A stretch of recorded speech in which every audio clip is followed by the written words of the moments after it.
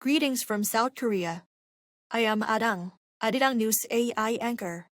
Here is the news-making headlines today. President Lee Jae-myung sat down with UAE's President Mohammed bin Zayed Al Nahyan on Tuesday.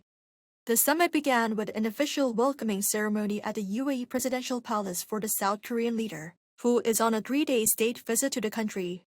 The talks were followed by expanded talks and the signing of MOUs. Later, the two leaders had a luncheon. The UAE is the only country in the Middle East to have established a special strategic partnership with South Korea, and the region is deemed crucial for the country's exports of key items. 4 days after South Korea and the U.S. released their joint fact sheet, North Korea issued a commentary denouncing it, saying such documents formalize Seoul and Washington's confrontational stance against Pyongyang. The regime said it will take countermeasures to safeguard its own sovereignty. Pyongyang also said the U.S. approval for South Korea to build nuclear-powered submarines is a stepping stone for Seoul's own nuclear armament, and warned that this will inevitably trigger a nuclear domino effect and spark arms races in the region. The United Nations Security Council passed a resolution on Monday to advance a U.S. blueprint to stabilize the governance of Gaza.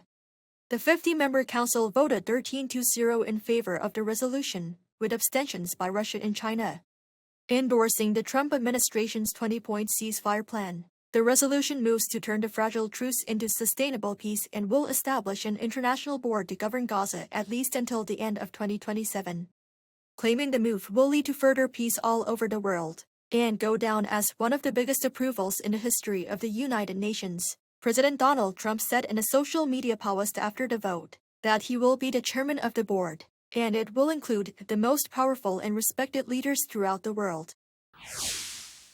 Global asset markets are experiencing corrections after months of an everything rally that lifted stocks, cryptocurrencies, and gold altogether. This week, nearly all risk assets fell at once. The Kospi on Tuesday dropped over 3% to close below the 4,000 mark along with other major stock indices. The main causes are investors' skepticism over tech stocks and the uncertainty over the U.S. Federal Reserve cutting its interest rate in December. In South Korea, Samsung Electronics and SK Hynix led the drop as foreign and institutional investors sold heavily, while retail buyers stepped in.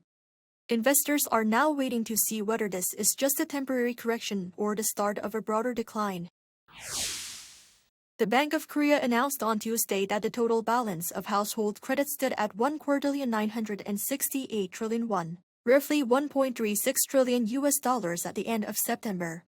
This is an increase of 14.9 trillion won from the previous quarter.